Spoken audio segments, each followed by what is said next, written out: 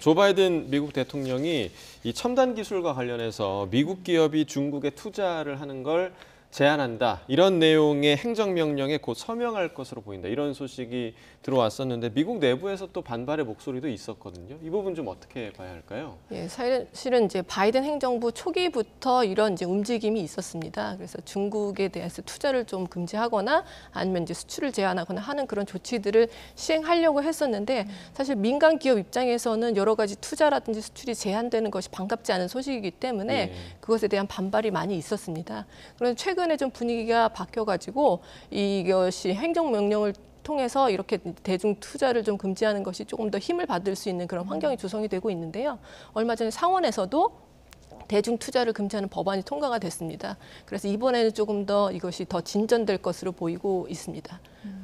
이렇게 되면 그럼 이제 중국 같은 경우는 이제 완전히 분리돼서 첨단 기술 분야에서 좀 고립될 가능성이 커지는 것 아닌가요? 예, 그렇습니다. 그동안 이제 중국에 굉장히 여러 가지 신생 기술을 바탕으로 한 기업들이 많이 있었습니다. 이런 기업들이 처음에 투자를 미국의 거대 자본으로부터 많이 받았거든요. 그래서 미국의 벤처 캐피탈이라든지 아니면 사모펀드들이 중국의 신생 기업에 투자를 하면 이 기업들이 신기술을 개발하고 나서 이 중국의 내수 시장이 워낙에 크지 않습니까? 그래서 이 내수 시장에서 충분히 테스트를 하고 이것이 이제 글로벌 시장으로 진출을 했단 말이에요. 그럼 진출을 하고 난 다음에 이제 기업 가치가 점점 커져서 기업 공개를 하게 되면 막대한 이익을 또 미국의 이제 투자 자본들에게 돌려주는 이런 형태로 미국과 중국이 좀 협력해서 자본과 기술이 같이 이제 나아가는 그런 방향이었는데 지금 이것이 완전히 끊기게 되는 거죠. 그래서 중국 입장에서는 미국의 거대한 자본이 투자로 이제 들어오는 것을 더 이상 받을 수가 없기 때문에 중국 정부 입장에서도 굉장히 지금 위협을 느끼고 있고요. 그래서 중국 정부가 단순히 이제 민간 자본뿐만 아니라 국영 자본까지도 이런 신기술을 개발하는데 굉장히 이제 박차를 가해서 이제 투자를 하려고 하는 입장입니다. 그래서 여러 가지 중국의 기업들이 지방자치단체하고 좀 협력을 하고 있는 그런 상황이라고 볼 수가 있겠습니다. 네. 그러니까 중국 입장에서도 이제 이러한 분위기에 대응을 해야 되는 그런 상황인데 당장 다음 달부터 갈륨 또 게르마늄 수출을 통제한다. 이렇게 지금 얘기가 들어와 있습니다. 그러니까 자원을 조금 무기화하는 듯한 그런 느낌이거든요. 이 광물들에 대해서 좀 설명을 좀 해주시죠.